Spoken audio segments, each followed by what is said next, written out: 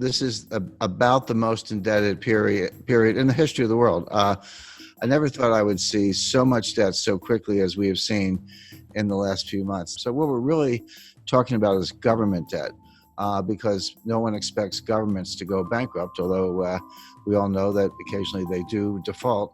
We've seen many cases of that, but certainly not the United States or the UK or Spain or France. No one expects any of those countries to default anytime soon.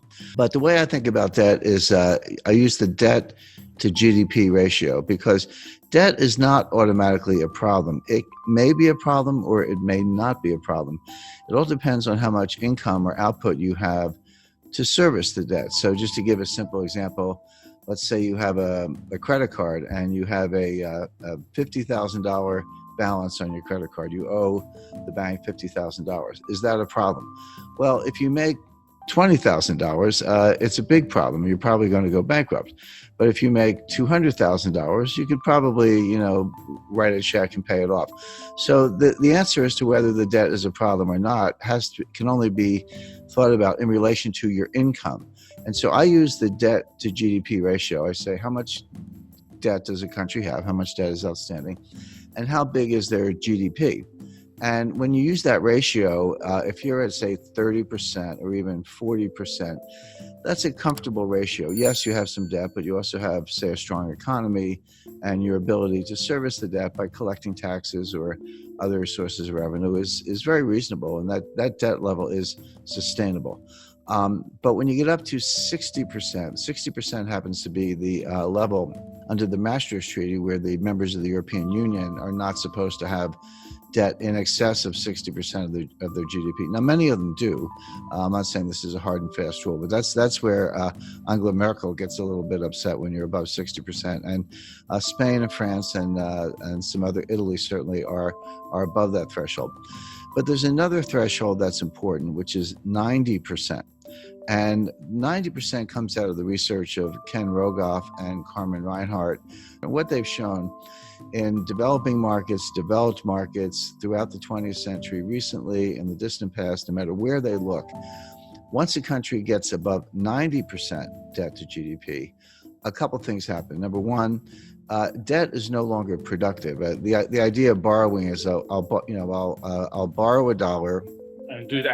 I'm going to do something with that money. Huh? Yeah, I'll borrow the $1, I'll spend the $1, but I'll get $1.20 of GDP because, I'll spend it on something, but then the recipient, he'll spend it, and then someone else will spend it. And by what's called velocity, or the turnover of money, you'll actually get more than you borrow. That's Keynesian economics, very simplified version of it.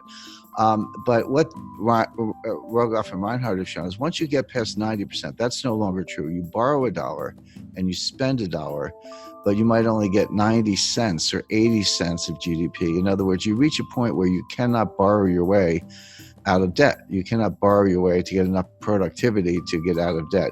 And then you're sort of in a doom loop or a death spiral. Well, I mentioned 30% is comfortable, 60% is a problem in Europe, 90% is this critical threshold. The United States today is at 106%. But we are very rapidly moving to 120%. When you take the additional $5 trillion of new deficit spending that the Congress has approved and put that on top, and bear in mind, the GDP has gone down, right? So your denominator is shrinking, your numerator is going up, which means the fraction is going up, and now the debt is well in excess of 100%. It's actually coming into 120%. So all of a sudden, the United States starts to look like Italy, or for that matter, Lebanon or Japan, which is the highest of all. Now, the modern monetary theorists, MMT, modern monetary theory, whom I completely disagree with. I know a lot of them. I know Stephanie Kelton. She's a big brain. She's one of the thought leaders. She has a new book coming out. They say, so what? They say it doesn't matter.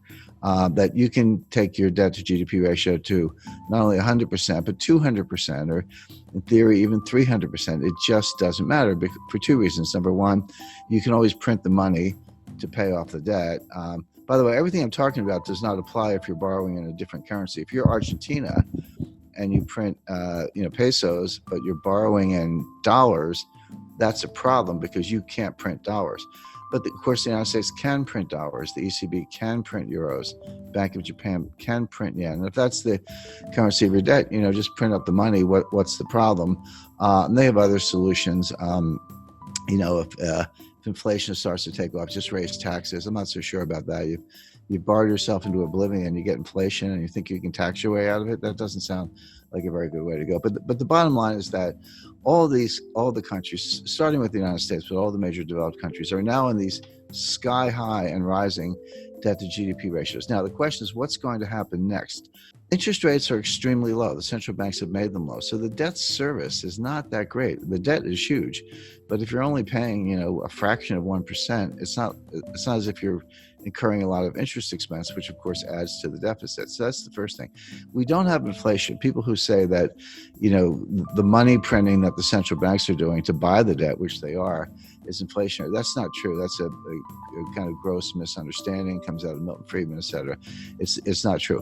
What does cause inflation is velocity, which is the turnover of money. People lose confidence in money, and they spend it, and someone else gets it and they spend it. Everyone's spending it because they want to run into hard assets, land, gold, silver, fine art, real estate, et cetera, or just buy a car because they think the price is going up, or a refrigerator, whatever it is. If you get that kind of velocity, inflation can happen very quickly. And we saw this in the late 1970s. So the real warning is not that any of these countries are going to default on their debt. They're not going to default on their debt because they can print the money. The danger is inflation. Now, if you said, do I see inflation right now? Absolutely not. We're going to see deflation, which is a different kind of danger. Deflation causes debt defaults because Japan has been trapped into that for 30 years. Yeah, and Japan's been in a depression, in my view, since 1990. My view, the U.S. has been in a depression since 2007. We're in our second lost decade. Japan's entering their fourth lost decade. But it's as if all the countries in the world are getting more and more like Japan. I had a meeting with Saki Kibara-san. He was very famous in the 1980s. He was known as Mr. Yen. He was an assistant finance minister in Japan, but he was called Mr. Yen. But very smart guy, very nice guy. And I confronted him on this. I said, Saki Kibara-san, your debt keeps going up and your debt to GDP ratio is sky high and your GDP is kind of flat. And he said, yes, but you're missing one thing. He said, our population is going down, which is true. So on an overall basis, they're flat, but on a per capita basis, their GDP is actually outperforming. So I said, so the logic of that is that someday there'll be one person left in Japan and she will own the entire country and be the richest person in the world. Well, it's very bad for Argentina, and here's why. If you, or Chile for that matter, if you borrow in dollars and then we have deflation, what does that mean? It means the value of cash is going up, but it also means the value of the debt is going up. So even if you have very low interest rates, which we do, when you borrow in dollars and the dollar is worth more, that's what deflation is. Your dollar is worth more. That means your debt is also worth more, meaning you owe more debt in real terms. The nominal debt's the same. So if you borrow 100 million, you owe 100 million. That doesn't change. But if you have deflation, so that the 100 million is actually more valuable. See, this hasn't happened since the 1930s. People don't understand. No one alive has really lived through a strong deflationary period. A lot of us have experience with inflation. We had it in the United States in the late 70s, and you're right, Argentina's had it on multiple occasions, and we can name other countries. People have a sense of what to do in inflation, but no one alive has experienced serious deflation since the 1930s. And if you did, you're 95 years old today. So people don't really understand it. But one of the things it does, it makes the real value of debt go up. So in real terms, you owe more money. So if you were in trouble to begin with and you borrowed money to get out of trouble, but the value of the debt goes up, now you owe more money. Now where do you stand? It may not show up in interest payments, but every dollar becomes more and more difficult to get. The dollar's worth more. So what it means is that you see a strong dollar. Now, your local currency could be weaker against the dollar. That's true. That could help exports.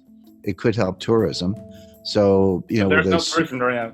There's Yeah, not going to be more tourism. well, you make a good point. There is no tourism today. I'm on a mountain, and you're in a home or studio or someplace. So right, there's no tourism going on today. But assuming it comes back next year, if you have a really strong dollar, in theory, an American could, or European for that matter, could look at Argentina.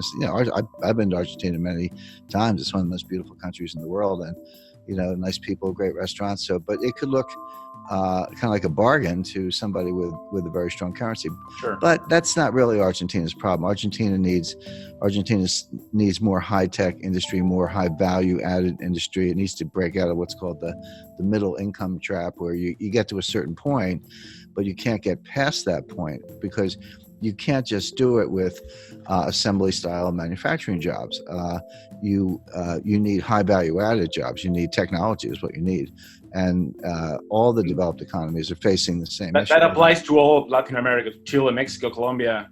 Correct, but it applies to most of Asia as well. This is China's problem. China's not going to continue the kind of growth we've seen over the last 20 years because they've used up that. When I studied development economics in the 1970s in graduate school, and we used to think that the hard part of development economics was getting from low income to middle income. And then we say if you get to middle income, it's a straight path to high income. Turns out that's not true. Getting from low income to middle income is actually pretty straightforward. You have to get rid of corruption and you need to ease up on regulation. But you can, if you have foreign direct investment and people come from the country to the cities and you do, kind of simple manufacturing, et cetera, you can get a really good export machine going and earn hard currency reserves.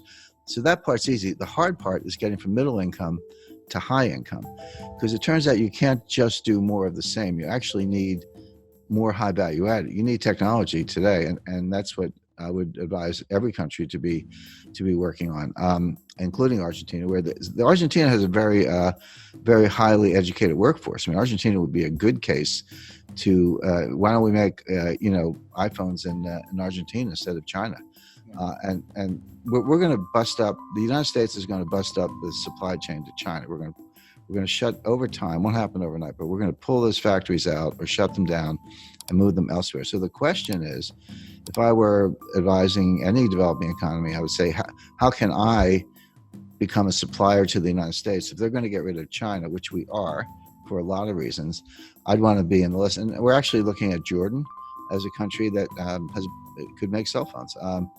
India is a big case because they have cheap labor. Argentina, I think, is a better candidate because they have a more highly educated workforce.